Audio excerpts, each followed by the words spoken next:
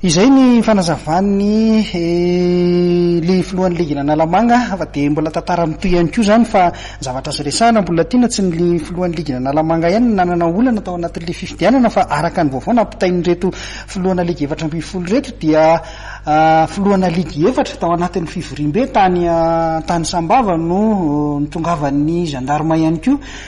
raha ny fanazavana izy ireo zany nampanatsoina hoe tokony hivoaka ao anatin'le Fivoriana fa misy raharaha ilana azy maika kanefa dia ny filohan'ny ligy ny Analanjorofo moa zany no nijorovavolom-belona tamin'izay hoe izaho izy no nisakana ireo mpitandro ny filaminana tsy hiditra tao anaty trano Fivoriana fa hoe aleo aloha ho vita ny Fivoriana zay izy vao antsonaka dia ka izay indrindra raha ho anazy dia fanontaniana mbola miverina indray dia hoe naninona ary tamin'io fotoana io mihitsy tsy fanomezantsina ny avy amin'ny gendarmerie-pirenena koa sanatriany vava fa dia hoe tsy maintsy izay fanontaniana zany hoe fa naninona tamin'io fotoana io fa naninona tsy tamin'ny zoma tsy maraina tsy tamin'ny alakamisy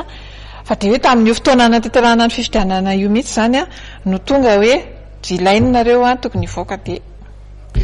zay no resadresaka momban'ireo baolina kitra na moalohantina fa dia rahantsika akaiky moa no toy an'ny tantara ity satria dia tsy maintsy hisy zava-dehibe hitranga zany ao anatin'ny tontolon'ny baolina kitra aorian'ny 27 ora zany hoe rapitso aorianany amin'ny folora rafitinina izay zavatra nyresahantsika menada zay inona ny azonao ambara zany ao anatin'izay ho an'ny tontolon'ny baolina kitra mitokana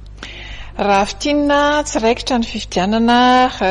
noho ny antony azo lazaina noho ny antony maro samihafa ihany noho ny antony tena tsy fantatra mazava zany misy ny zavatra hoe tena hita maso hoe tsy ampy ny isa ampifidy tsy tratra ny koroma dia tsy tanteraka le izy kanefa ao ambadika izay ihany koa mazava ho azy dia misy ny savorovoro tsika tsy teny hoe resaka mifangaro amin'ny resaka politika ve sanatrisa resaka zavatra fa dia tsy tanteraka izy aloha tsy vita ny fifidianana matahotra ny barea matahotra ny pitihan'ny barea hoe dia sanatritsika ve tsy ho an'ny Cameroun indray amin'ny 2024 aka dia 8 eo ny toy any amin'ny androany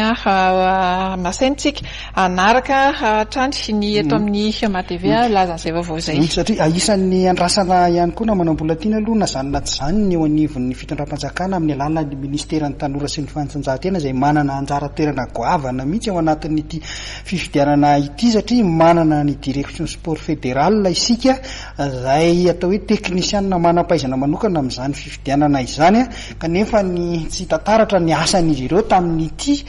fifidianana ity miseho ny korotana zao vao hitady vahaolana hoe inona zany ny lalana ivoahana ao anatin'izao rehetra izao ka mino somanatena isika fa dia hototosa tsy ho ely ty fifidianana ity mba tsy hisy fiatraikany lalina ny amin'izay tontolon'ny baolina kitra izay ka lasa hifanometsiny ka ny hafarany lasa itsika sampy ty baolina kitra ny lasa mety mifandona sy amin'indrindra fa amin'ireo mpitantana ireo raha ohatra ka izay tokoa ny zavatra misy satria raha ny hita amin'ny atao hoe amin'ny réseaux sociaux maro isan-karazany dia tena mafana vay mihitsy mifanakiana an'ireo mpity baolina kitra mahakasika ity fifidianana ity na manambola tiana ka dia neo zany fa ny mampiayay hoe dia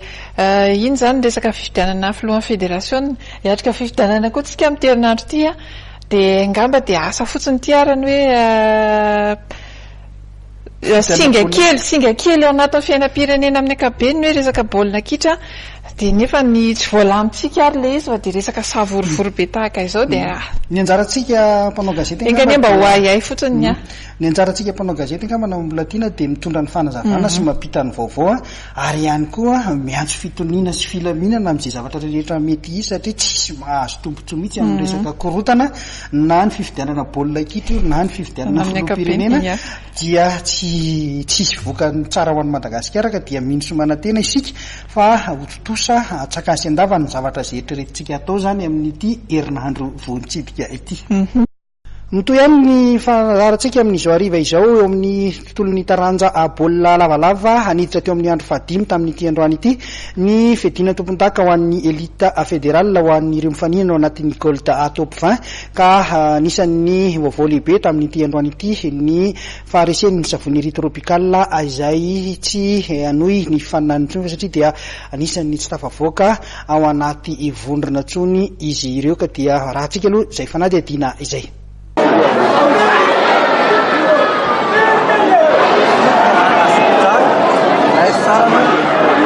Tsara toerana ary mitarika voalohany vonjomaika ny tefa anaty azy zao amin'ny vondrona misy azy rehefa nandresy ny savoniry tropikal izay manao akanjo mavo amin'ny sary andro any tolakandro teny mikanja makeny dotapenaka nandritra ny fanotsanana isam-bondrona fedina ny tompondaka ho an'ny elita federaly na ny gold top 20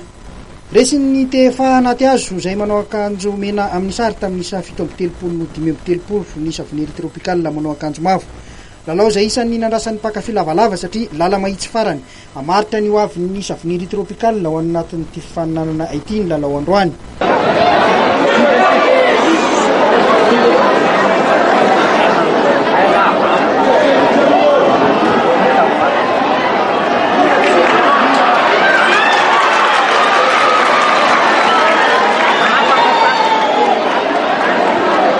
araka izany dia tsy misy azo antenainy antsony ny mpilalao ny erika sefo ao anatin'ity fifaninanana ity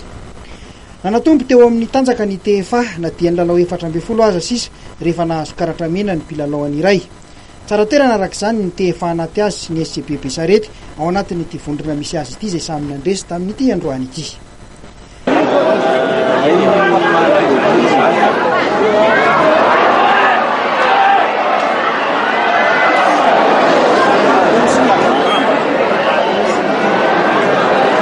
fa isan'ny lalao tena nirasan'ny maro ihany koa ny fiaonana teo amin'ny 3FB sy ny kosa lavon'ny kosa tamin'ny isa 7-20 ny 3FB tamin'ity fiaonana ity